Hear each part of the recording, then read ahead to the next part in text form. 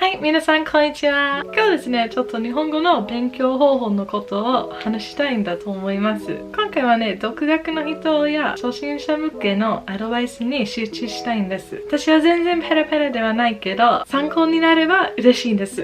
Alright, we're gonna switch over to English now. I have been studying Japanese for an embarrassingly long amount of time, and yet I'm still only about N2 level, which is maybe upper intermediate. But I make mistakes all the time. I make grammar mistakes, I make kanji mistakes, I make all types of mistakes. And that's totally fine. We're still learning. We're always going to be learning. The more mistakes you make, the more you learn. Okay, anyway, so since I have so much experience with learning Japanese over and over again, I know a lot about what you need to learn Japanese and what you don't need to concentrate on as much. So when I was 16, I actually self-studied Japanese for about 6 weeks intensively, and by intensively I mean total immersion in Japanese high school with no English. That's a video for another time, but basically I learned a lot of Japanese from zero in 6 weeks. So after I came back from Japan, I didn't really use Japanese at all for a year, and my level kind of little soft reset back to zero.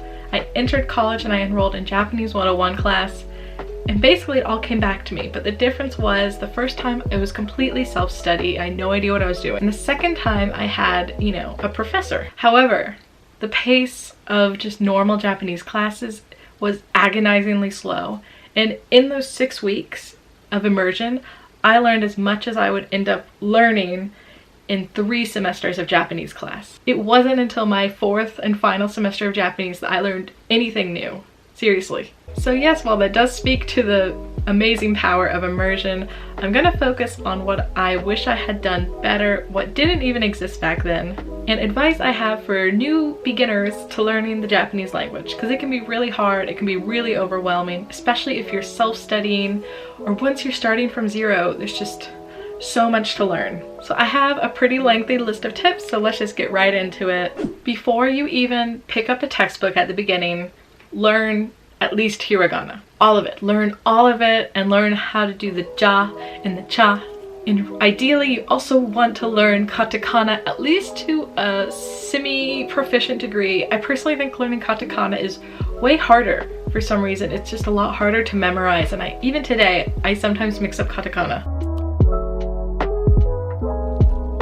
So as long as you can master-ish hiragana and then, you know, get a general feel for katakana, then I would say you can open up your textbook and actually really begin learning how to speak Japanese. The reason for this is that if you rely on Romaji too much at the beginning, it's just going to become a crutch, and your progression is going to be a lot slower, and you're not going to learn how to read as quickly as you could have. So definitely please learn this.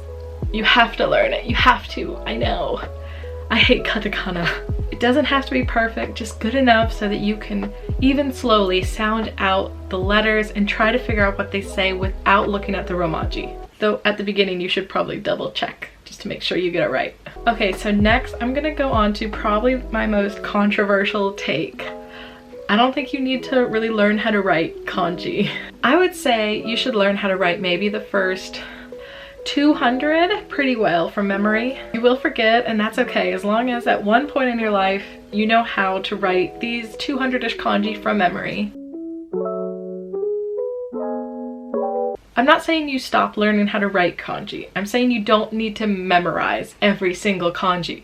You know, there's like over 2,000, and even Japanese people, they forget how to write a lot of kanji. And realistically, you just don't need to know how to write these kanji. I've lived in Japan for a few years now, and 90% of the time, maybe even more than that, the only writing I ever do is my name, which is a katakana, and then my address, which is kanji, and it's difficult kanji, but you can learn that after. I just think it's kind of a waste of time to learn how to memorize all this kanji when you could be devoting that time to learning how to read more kanji instead of writing it. Definitely learn how to write some and learn how to write the radicals.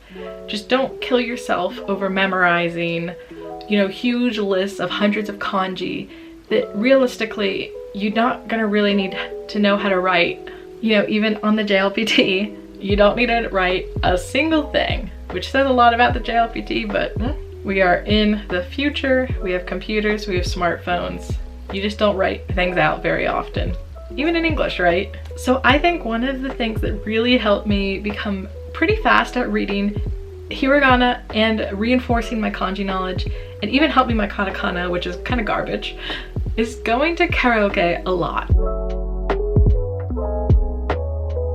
Even just going alone, if you live in Japan, I super recommend it, because just reading all the Japanese on the screen is a great way to force your brain to read quickly, because the words will disappear. You just start with songs that you already kind of know the lyrics to in, Romaji, and then from there, you just branch out to what you like. If you don't live in Japan or you don't have karaoke, then there are plenty of YouTube karaoke videos that I recommend just watching and trying to read along to and say out loud, even if you're not singing the lyrics. It's a really good way to force yourself to become a faster reader. And nowadays for the kanji, basically every kanji at karaoke will have furigana, which is like the little hiragana written over the kanji character. So even if you don't know any kanji, you can still get a lot faster at reading the hiragana, which is super important. So moving on, find textbooks that work for you.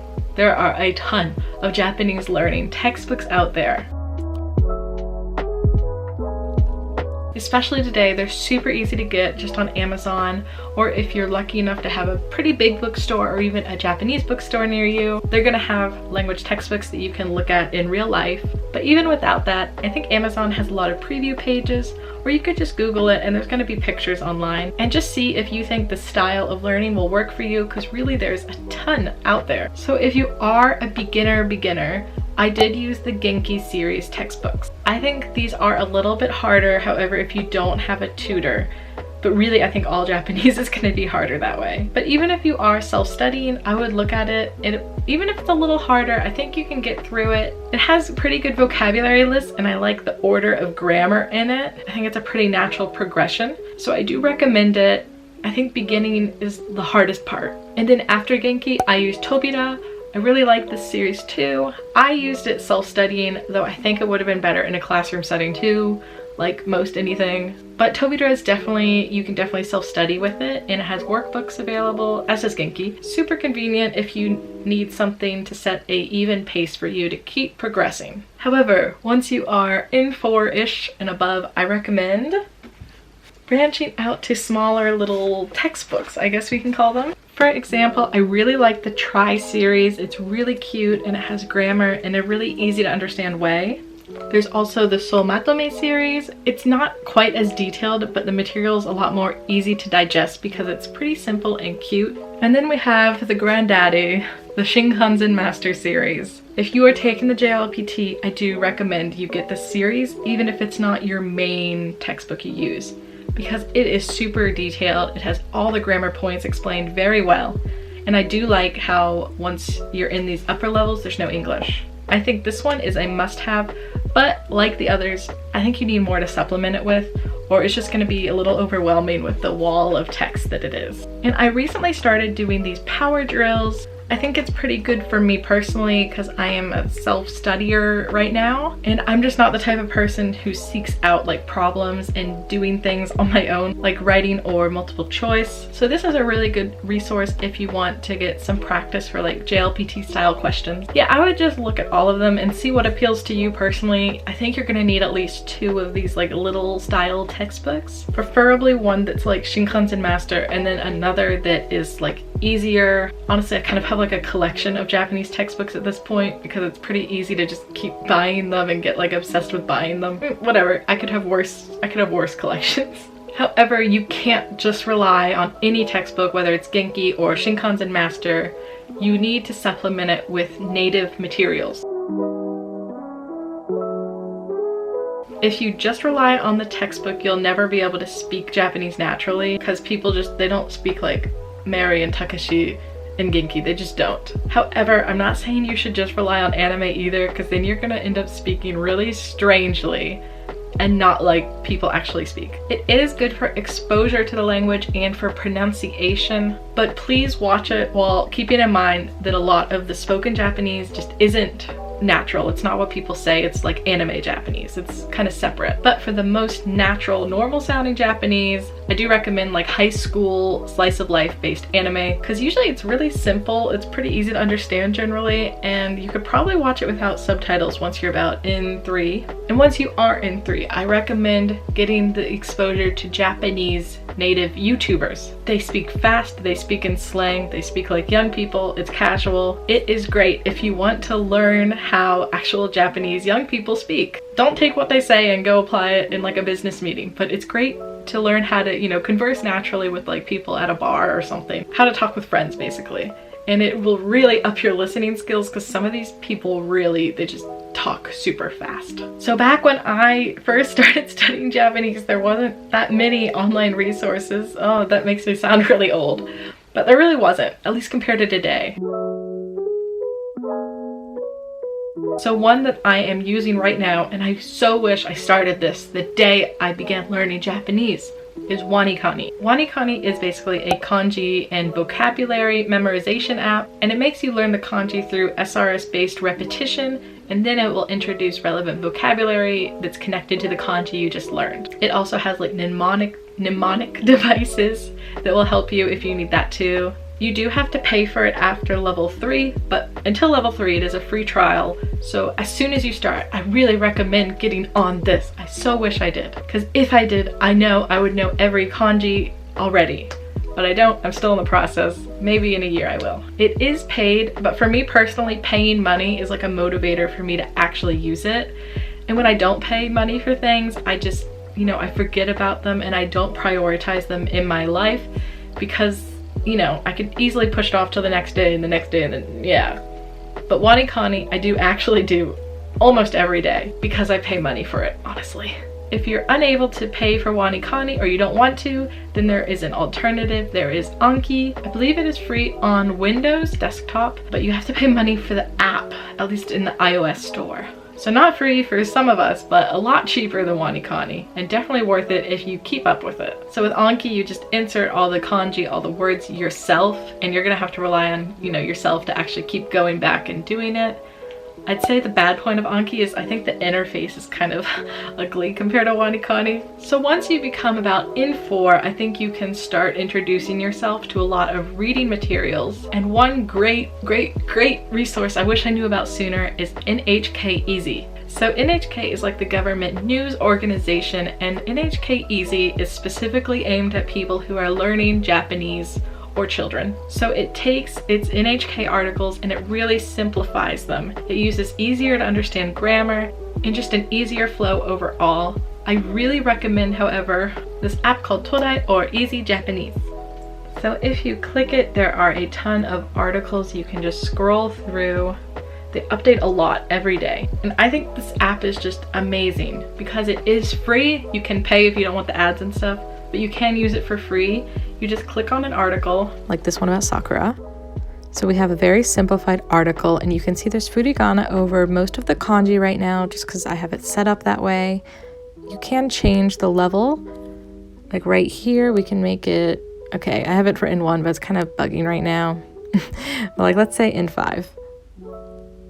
And now it's going to show them for basically every single kanji on the page, I think. So that's super helpful if you're just starting to learn and you're not really sure about a lot of these words. But let's say you don't know one. Here's an important one, Chujun. So middle of the month.